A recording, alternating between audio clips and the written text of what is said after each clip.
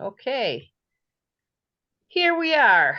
And for those of you that are joining us later on or online, we've had a nice little chat before we joined together, but here we are ready to jump into our Bible study. So let's begin with prayer. Dear God, we give you thanks for another evening that we can join together. We thank you that our computers are working, the internets are on. God, we ask that through this electronic medium, you send your spirit on each of us that we may learn your word, learn of you. We pray in Jesus' name. Amen. Amen. All right. And where are we? Okay, In Mary, Maryland. chapter 27, verse We are 30. in Genesis. And I couldn't remember if we finished chapter 27. I was trying to remember if we didn't. Esau had gotten his blessing.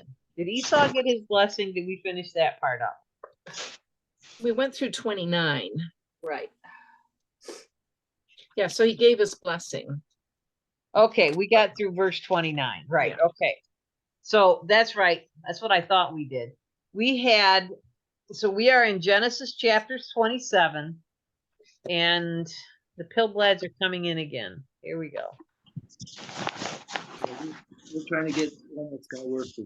Okay. Okay, so am I getting this? There you are. Yeah, Dottie, I'm not sure what part of you we're seeing.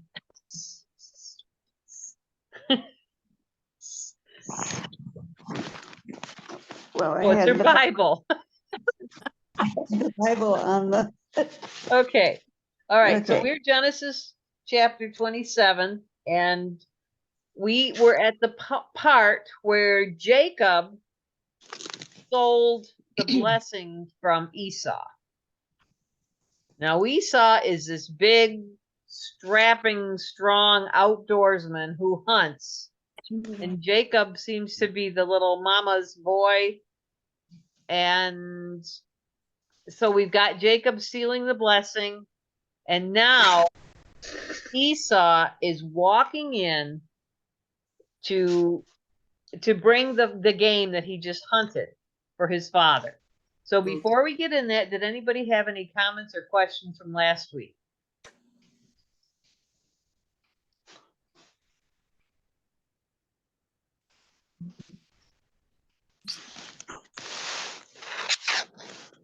Okay, then let's get started. So we'll remember that who had put Jacob, whose idea was it for Jacob to go and steal this blessing? His mother. His mother, Rebecca. Mm-hmm. All right. So that was, well, here comes Sue. We'll get Sue in. We'll just start it. All right. And are we expecting Esau to be happy about this? Oh, heck no. Okay. So we're going to start at verse 30.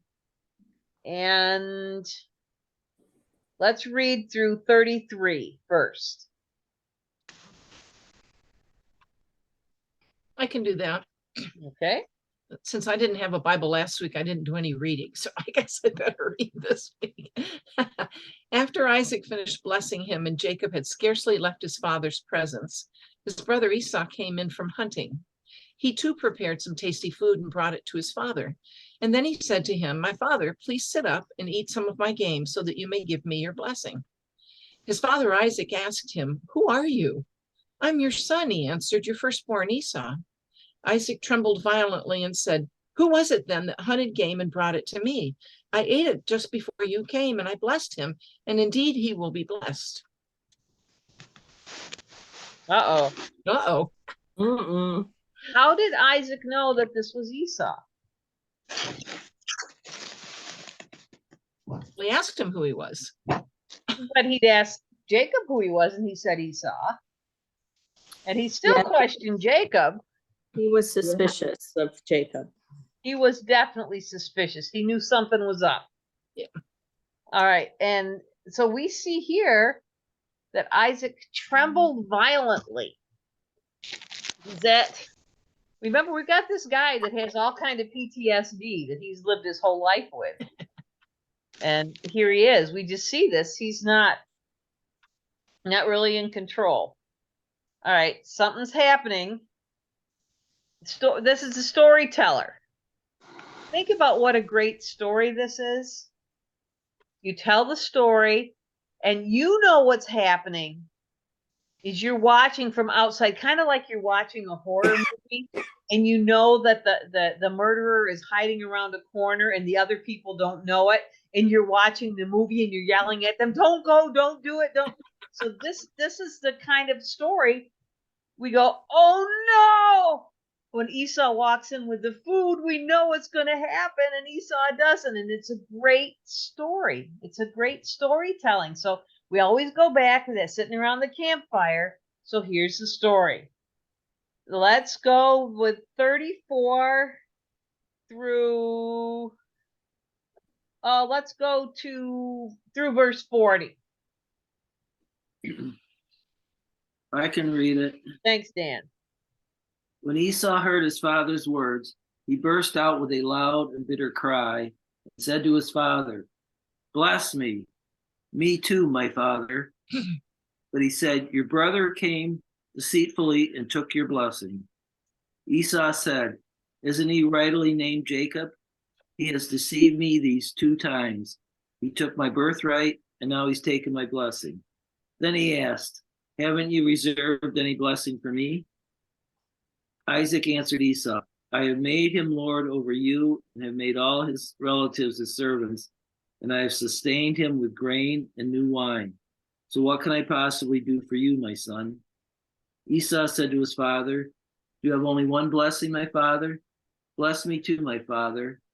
And Esau wept aloud. His father Esau answered him, your dwelling. Oh, his father Isaac answered him, your dwelling will be away from the earth's richness, away from the dew of heaven above. You will live by the sword, and you will serve your brother. But when you grow restless, you will throw his yoke from off your neck. Does that sound like much of a blessing? I was just thinking that. Jeez. Man, this is not good. Excuse me, just adjusting my back here. Okay. So what's left for Esau? No, nothing. There's something there. He does have a little hope. What's his hope? But okay, Well, that explain. he could kill his brother. How to basically kill his brother. Yeah, that's not so good. All right. When ours, it says at the end, but when you decide to break free, you will shake his yoke from your neck. So Okay. I'm not quite sure what that means. If there's hope down the road. Yeah, you're not always going to be subject to your brother. But your brother he's what basically Isaac has done is he has made Jacob his heir. So Jacob gets everything. And Esau's got to go away and live, and he's going to live by the sword, and he's got hope. He's going to live, and he's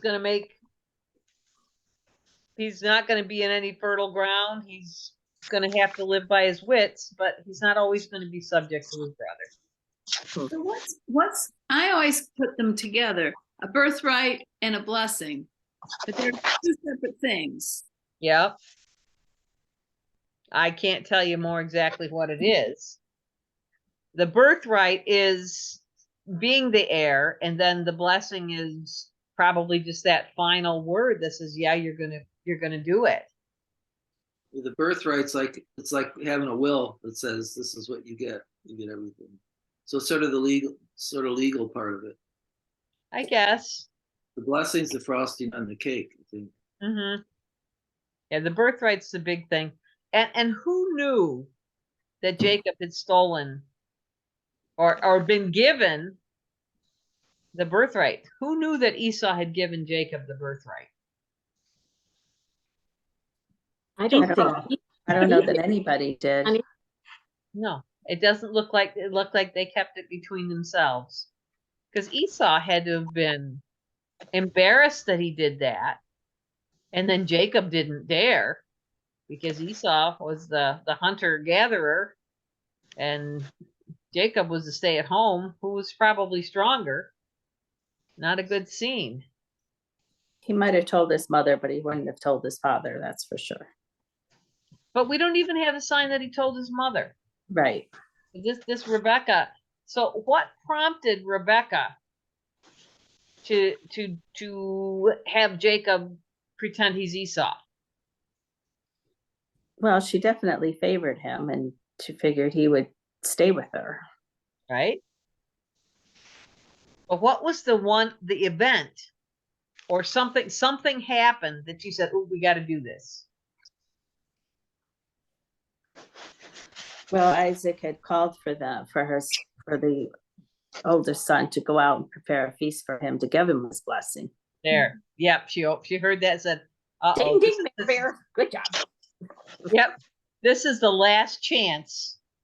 And she had that vision that Jacob was going to be born second, but he was going to be the one that got everything when she was pregnant with the two of them. And who had she told that was going to happen?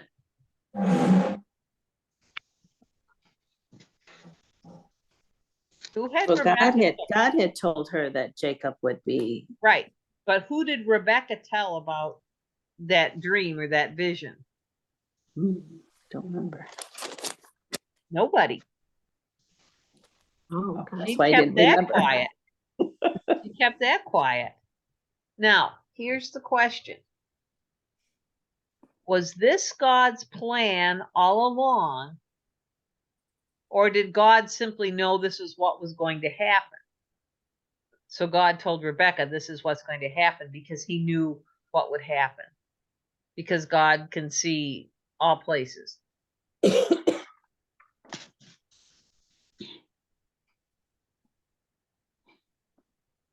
You understand the question?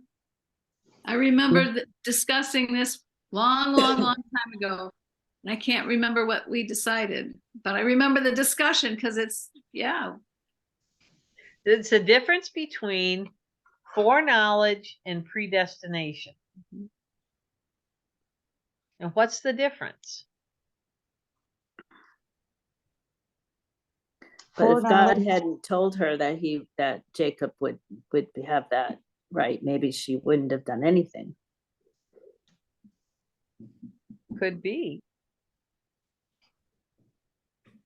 We don't know. Interesting thought though. Was this was God's plan to use this deception so that Jacob would have that?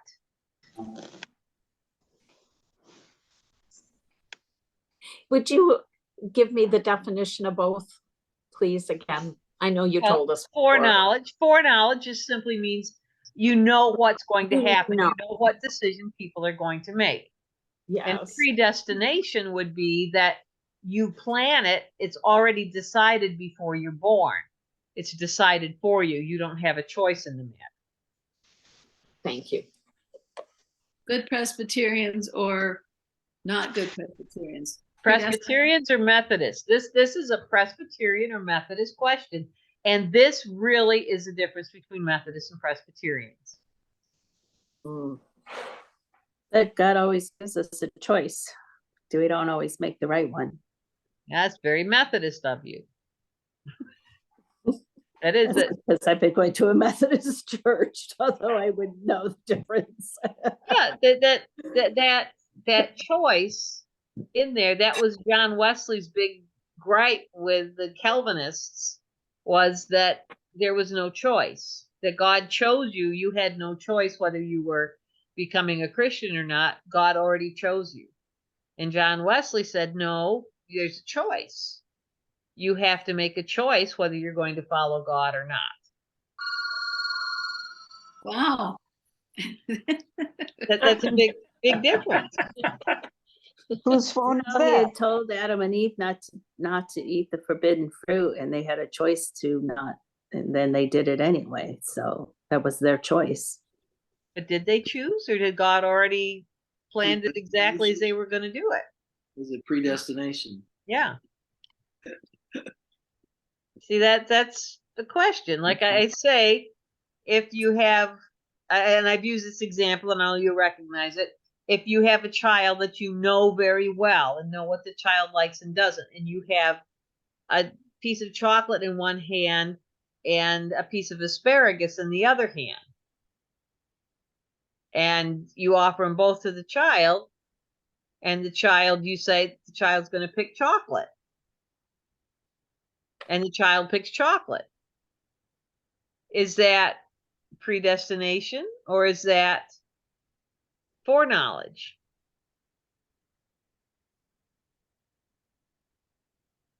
I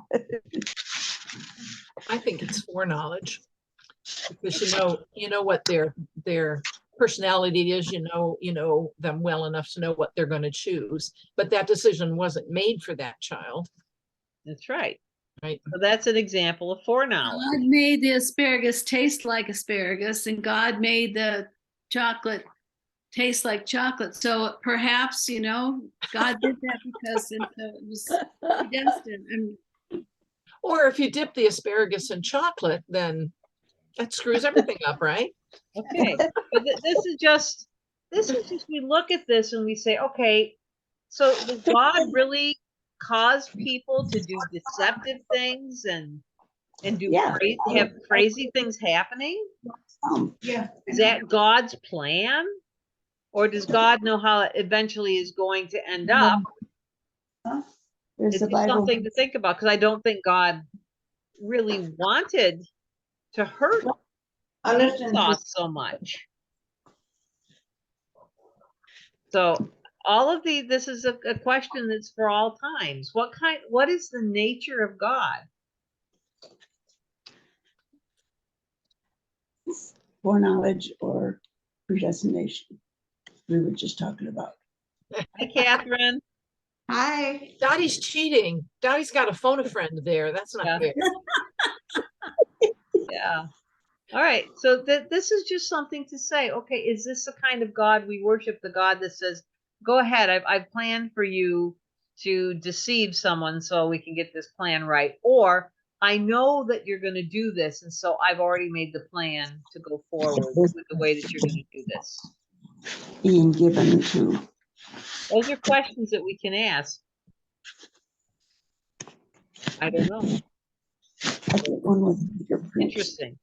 I just put that out there for a little variety on this little Thanks. Methodist Presbyterian. All right, so Not what my what brain we can saw- handle. That would make a good Bible study. I don't want to buy, I can't that see would it. make a good Bible study, predestination or foreknowledge. Yeah, Even the big prints. I think I'll skip that one. Okay, I'm with you, Dan. I have a neat illustration that I use, that I think about, that we live on this timeline and we can't see forward. We're walking backwards down the timeline. So we can never see what's coming next, but we can see what's happened before us, walking backwards. But God lives on another line completely. So here's our timeline right here, and God lives on this other timeline completely, and God can see any point in that timeline at any time.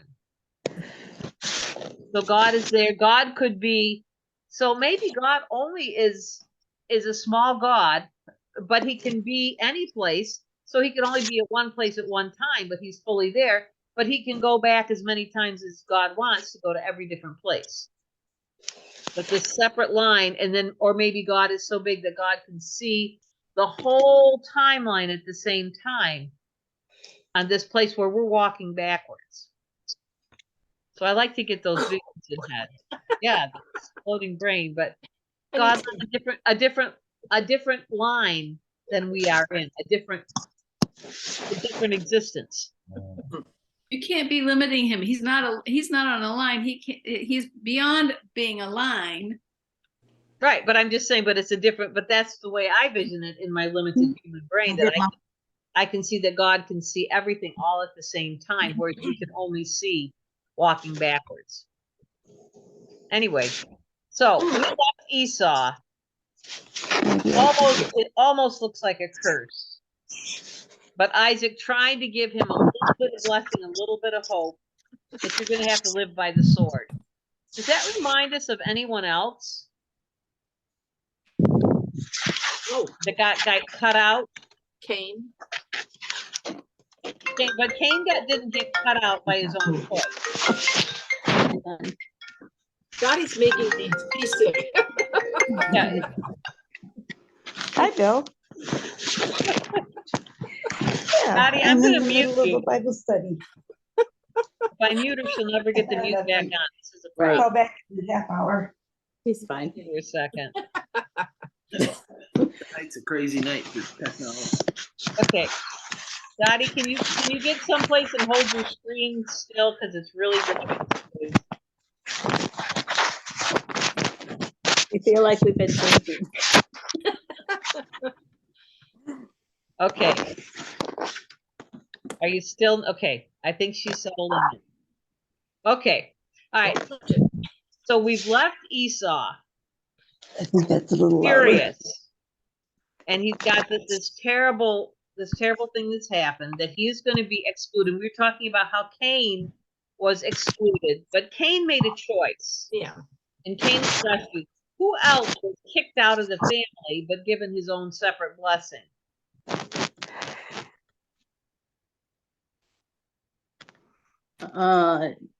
Abraham, Ham? The Ham made a choice too. There's somebody that got kicked out of the family but was giving his own blessing and going to live by the sword. Almost identical. Is it Lot? Well, Megan, Dan? Is it Lot? Not Lot. Hmm. One of Abraham's sons, Ishmael. Ishmael. Yay, ding ding.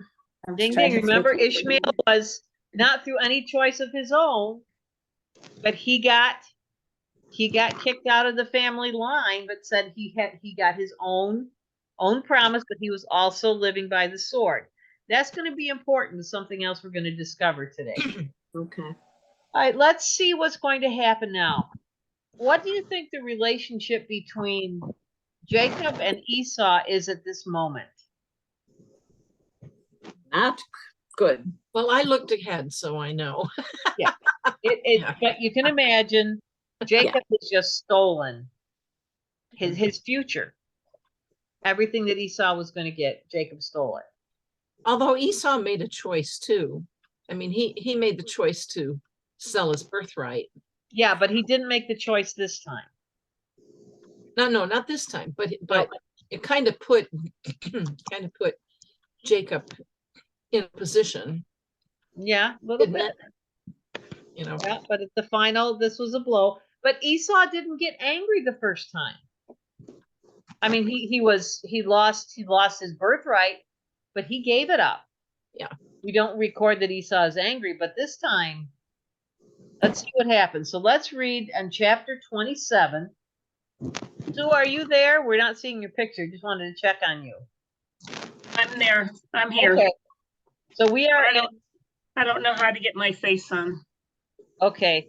If you touch your screen, you should see a camera with a line through it. At the bottom left-hand corner. If you move your mouse to the bottom left-hand corner. Yep. Okay. Oh, There good. you Yay. Okay. All right. Let's go to, we're on Genesis 27, 1 through 46. From that time on, Esau hated Jacob because their father had given Jacob the blessing, and Esau began to scheme. I will soon be mourning my father's death, then I will kill my brother Jacob. But Rebekah heard about Esau's plans, so she sent for Jacob and told him, listen, Esau is consoling himself by plotting to kill you. Listen carefully, my son. Get ready and flee to my brother Laban in Haran. Stay there with him until your brother cools off. When he calms down and forgets what you have done to him, I will send for you to come back. Why should I lose both of you in one day? Then Rebekah said to Isaac, I'm sick and tired of those local Hittites women. I would rather die than see Jacob marry one of them. All right. Couple things happening here. We see that Esau is really, really angry enough that he wants to kill Jacob. So why doesn't he do it immediately?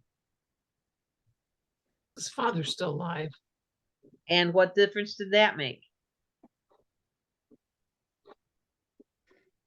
His father wouldn't be happy. Well, his father's the head of the clan, and he's under the protection of Jacob's under the protection of Isaac. But he's not, he knows he will die immediately if he kills his brother. Oh, now we lost Dottie. All right, okay, so this is not good. Not good for Esau, or for Jacob. Esau's going to kill him. Now, how long is it going to be before Isaac dies?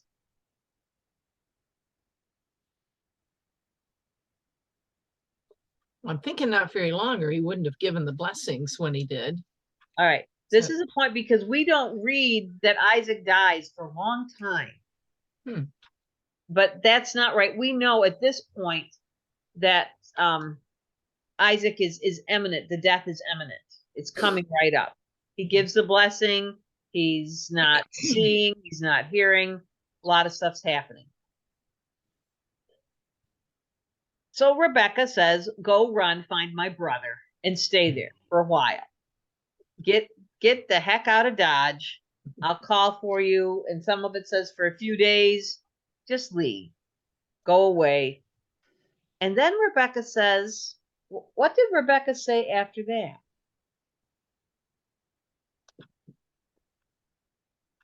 Well, she said she can't bear to lose both of her sons in one day. So why would that be a problem? What's happening? Why would she lose both of them? Because maybe Esau has figured out that she was behind it. Behind the deception. That could be.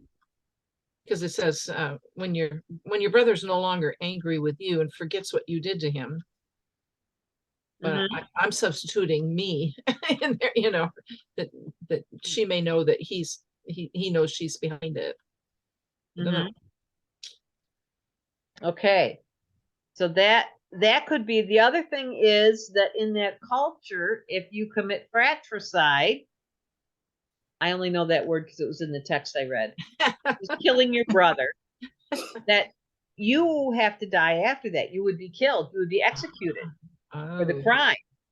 So it's possible that if Esau killed Jacob in his rage, that then they would execute Esau for killing his brother. But it could be too that Esau would realize that Rebekah was behind it, find out, and then he would never have anything to do with her, and she would lose both.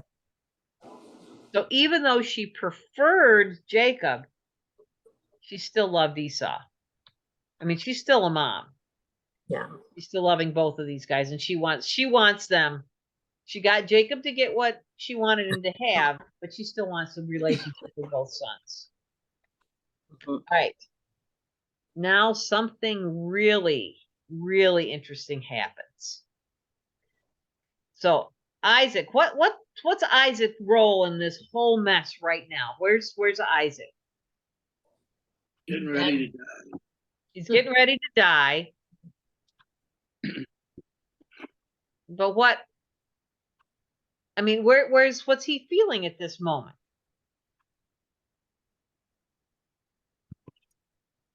probably a little betrayed by his son. Yeah.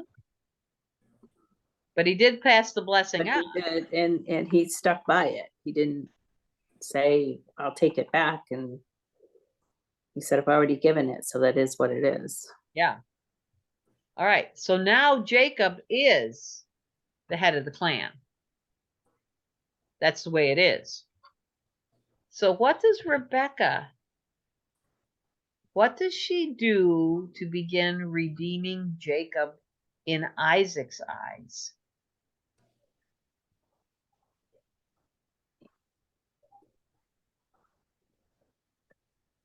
Say that again, Molly. What does Rebecca do to begin redeeming Jacob in Isaac's eyes? Well, she sends him away, but She sends him away, but what does she go? She goes back to Isaac. Her conversation with Isaac at the end of the chapter. She said, I'm sick and tired of these local Hittite women. I would rather die than see Jacob marry one of them. Do you But I remember? don't know.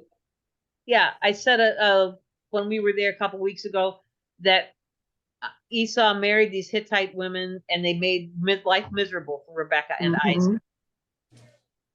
Okay, I said this is really important to remember. So now Rebecca is wanting Jacob to marry.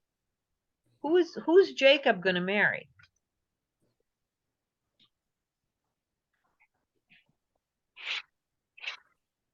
Or who is Jacob not going to marry is a better question. There. Hittite. Okay. The Hittite. Yeah, the local women. So Rebecca is saying, oh, Esau married those awful women, remember? So she's getting Isaac to remember something that he had against Esau at this really crucial time when Jacob is the villain. She's going, but remember, Esau married those horrible women and how miserable our lives have been. I just don't think I could handle it if Jacob married one of those Hittite women. So she's setting the stage for something different to happen. So let's start up with 28, and I'd like to read through verse 5.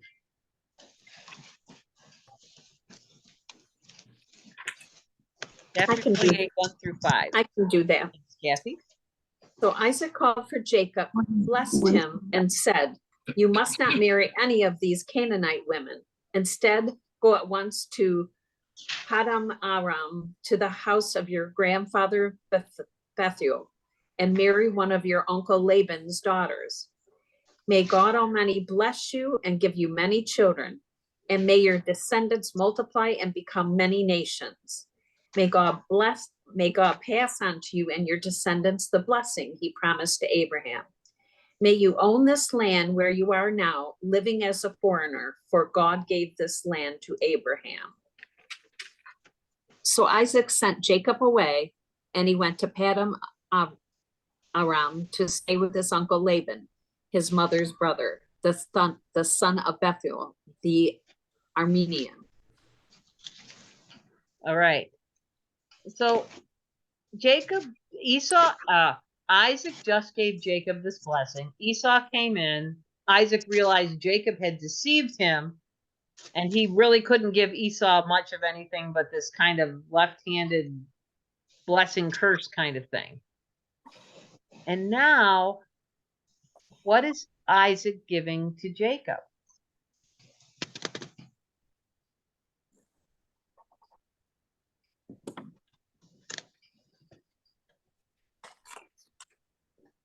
Instruction to get his wife from their people. All right. He's sending Jacob back. And remember, where did Isaac get his wife? Back to his own people. Back to his people. Laban is Jacob's mother's brother. That's true. So now Isaac's going, oh, His brother. he's the one that's going to get the blessing. Now I'll send you, and you're going to do a good thing. You're going to go back and marry one of these good women, not these Hittites. So I want you to be blessed, and I want you to have many children. And Isaac's whole tone changes now. He's accepted the fact that Jacob is the one of the promise, and he wants him to keep it in the family. So Rebecca was one smart cookie. I mean, she plans this whole thing to get Jacob the blessing, and now she's able to turn Isaac around to see a good thing about Jacob. So Jacob's headed back, and he was going to run there to escape, But now he's running there with Isaac's blessing. He's escaping his brother, but he's going with his father's extra blessing. Pretty shrewd of Rebecca. She figured he's going to go there anyways. He's probably going to find a wife. He's the right age. Why not just kind of twist it around a little bit and get Isaac to give him an extra blessing? Woo! You go, girl. You see that? You see the mastery of Rebecca in this situation. Absolutely. Good job. All right, now we've got to go back to Esau. Well, I won't do that now. Let's go back to Esau. So Esau, let's read from 6 through 9. 28, 6 through 9.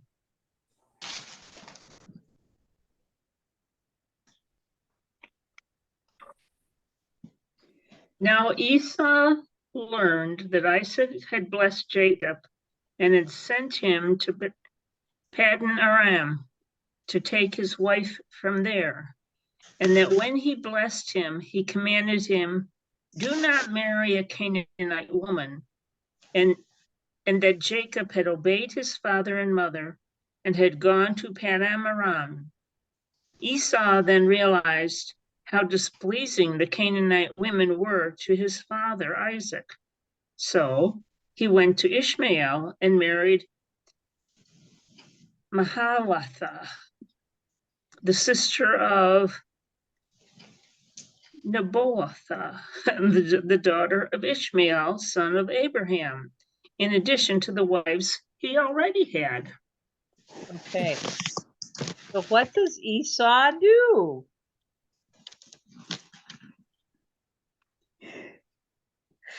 He takes Oh, he another tries to wife. please And his father who is by this taking wife? another. He goes to Ishmael. Remember, I compared Esau to Ishmael. Both of them had gotten kicked out of the family, but still kind of with their own blessing. So Esau goes, I'll go and get a relative. I can't go where Jacob's going because I can't do that, but I'll go to Ishmael. So what's the relationship between Esau and this new wife? How are they related? Have something. What, Dan? He's have something. Okay, so Well, Ishmael and Jacob's Ishmael was a father are half-brother what? of- Ishmael was a half brother of Isaac. Ishmael is a half brother of Jacob's father, Jacob and Esau's father. So that would mean that it's like a half cousin, Okay. the first cousin, because Ishmael was Esau's uncle.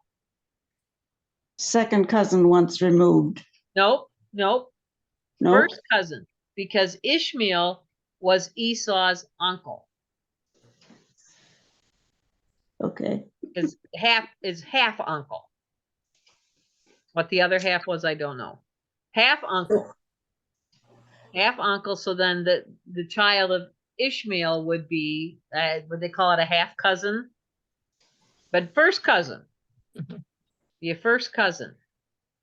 So Ishmael Half is of trying. first is a half. So What? You I make said stuff- half of first is a half, so half cousin. Okay. So a half cousin.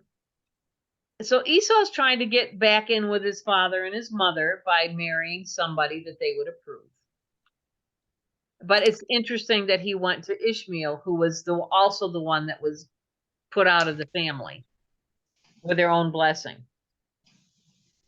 Right. We got that going. Now, Jacob is headed back to go marry one of the daughters of Laban. So I just want to get the relativity here. So Isaac is the cousin of Laban's father. Isaac is a cousin because his father Abraham and Laban's grandfather were brothers. So Isaac is first cousin with the father of Laban. Right. So Laban is a first cousin once removed. Right. So the children of Laban, so Jacob and Laban and his sister Rebecca. So Jacob is the first cousin with his mother. Okay. So Jacob is going to marry now. Well, it's someplace in there. This is like a first cousin once removed. Jacob is going to marry his first cousin once removed. Sight unseen. There we go.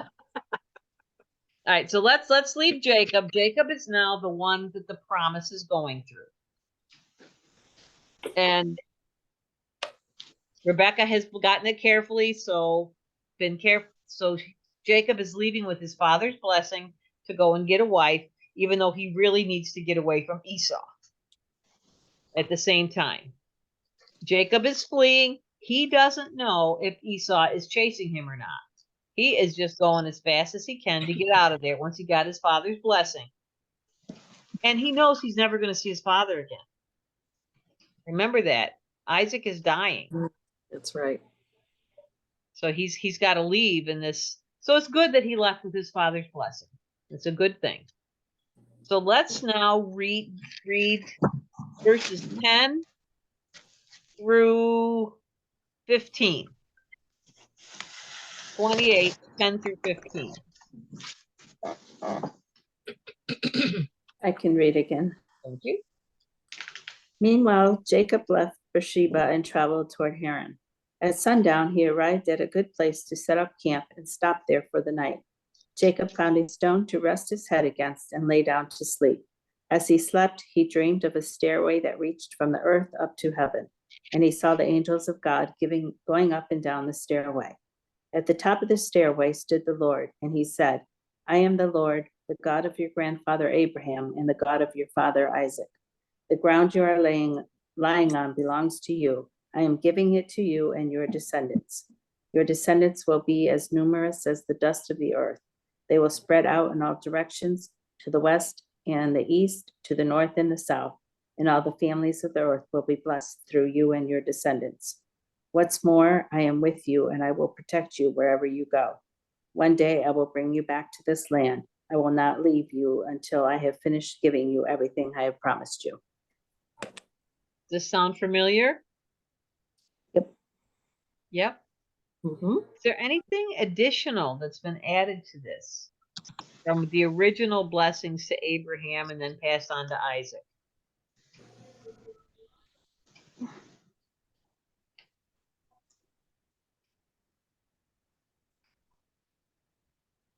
Maybe that they'll be spread out over the earth.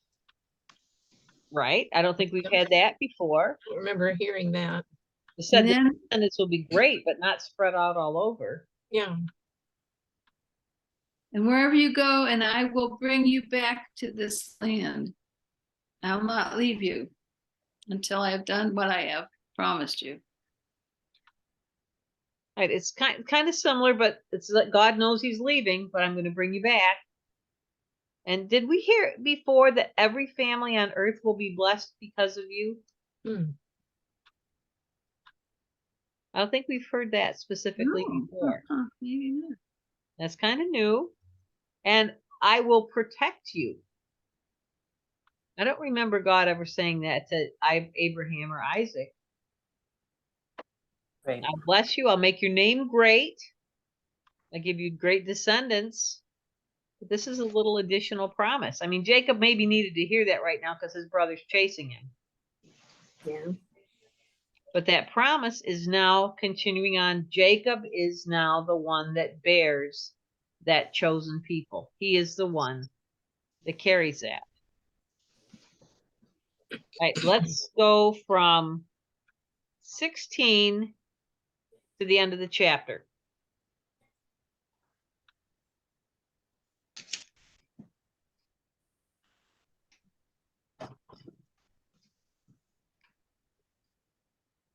I can read it. When Jacob awoke from his sleep, he thought, surely the Lord is in this place. I was not aware of it.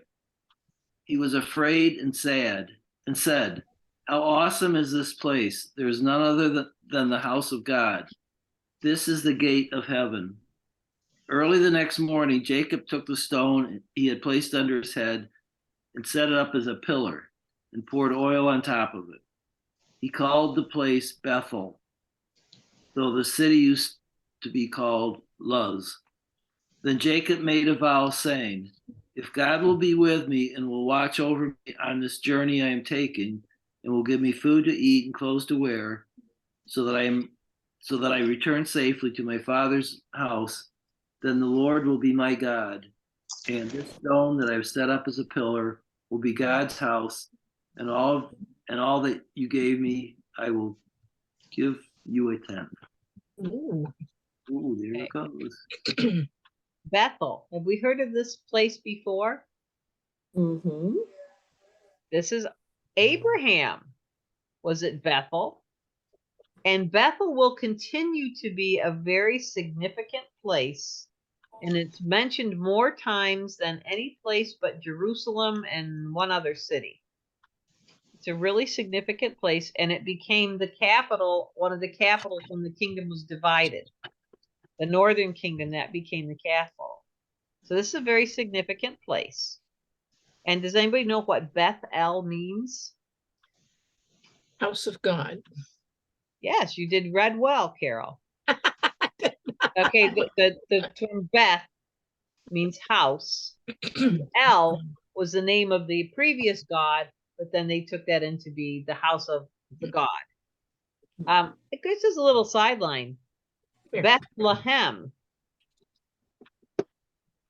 Anybody know what that is? Meaning of that word?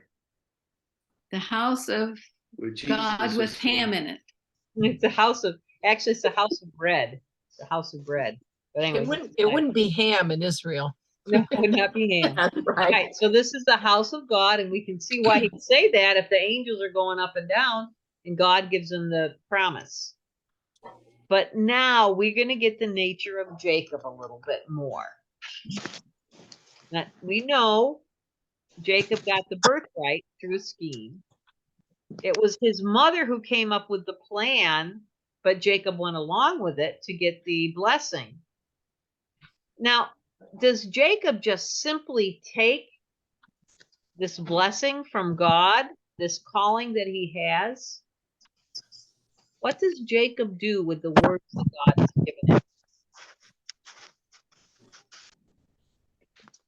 Ask that again, please. What does Jacob, now God gave him this promise and says, I will bless you, your descendants great. Does Jacob just merely accept it and say, okay? What does Jacob say back to God in his solemn promise? He's going to give him a tithe. He's going to give him a tenth of Okay, whatever he gets. but is that he just is going to give it to him?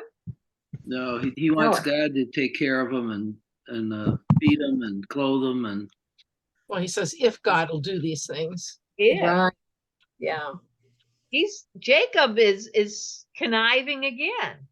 He's saying, oh yeah, I'll do that, God, if you do this, and this, then I will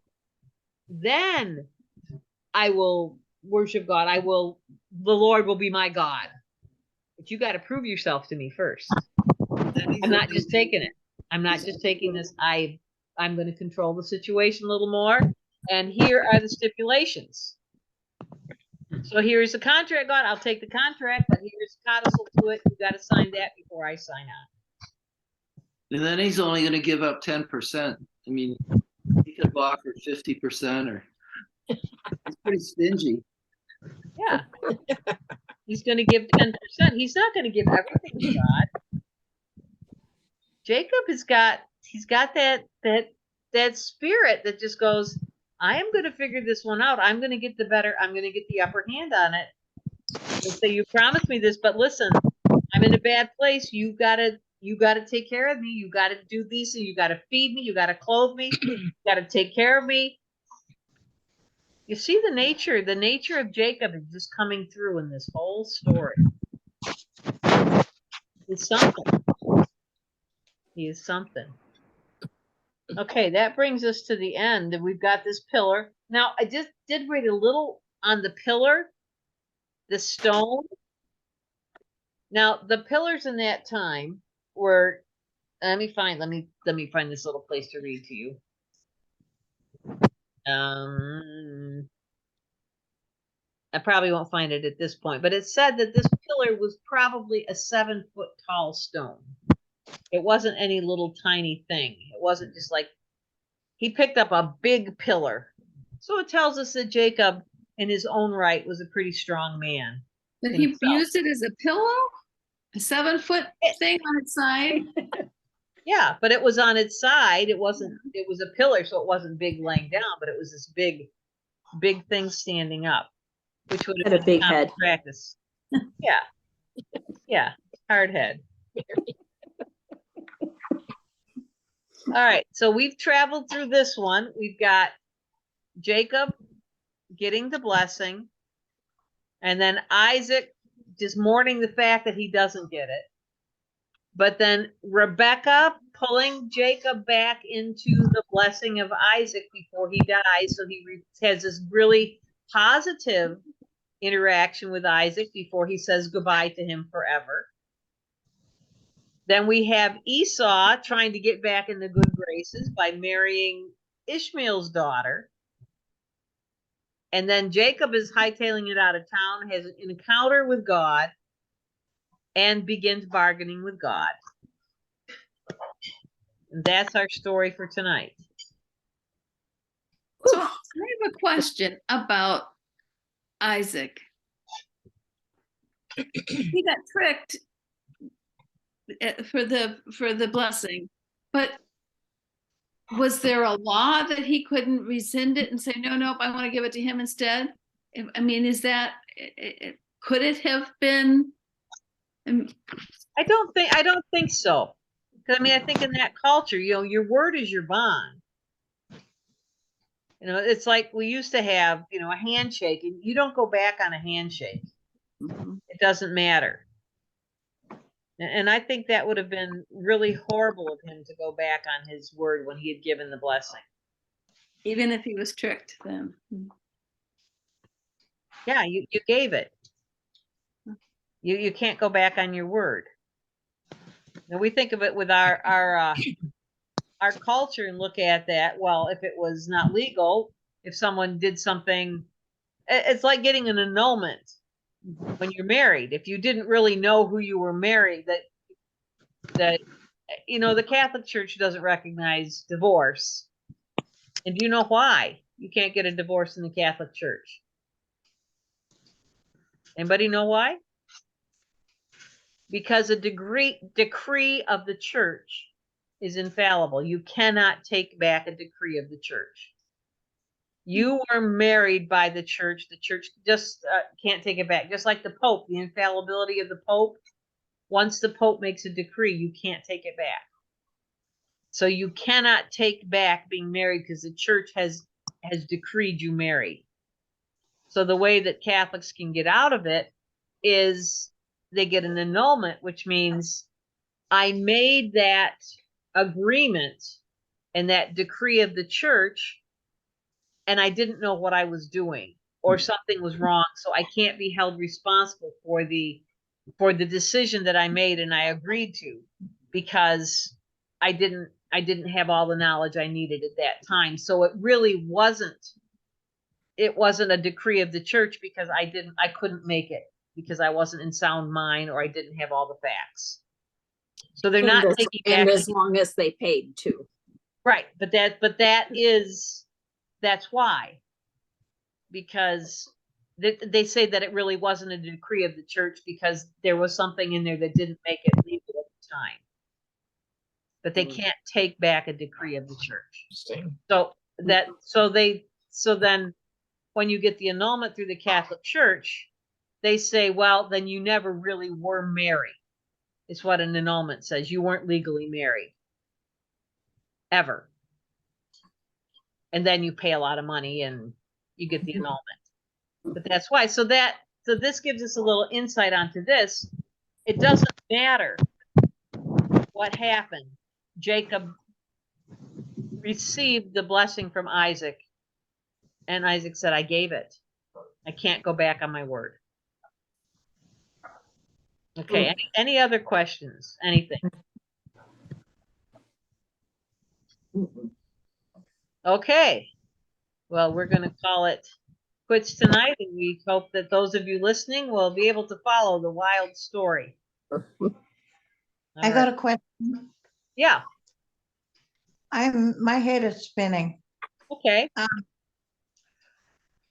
This Jacob person, is he the one that was a brother of all the brothers that threw him in a ditch? Nope, that's Joseph. We haven't got there yet. He's coming up, but he's not in the story yet. Jacob is the father of Joseph. Okay? Oh, okay. Okay. And Right. who's his father and mother? Jacob's Jacob. father and mother. Jacob's father was Isaac and Rebekah. Okay. Jacob and Esau were twins. And Yeah. their father was Isaac and Rebekah. They weren't Okay. identical twins. They weren't identical twins. No, they were not identical twins. Okay. That would have made it easy, wouldn't it?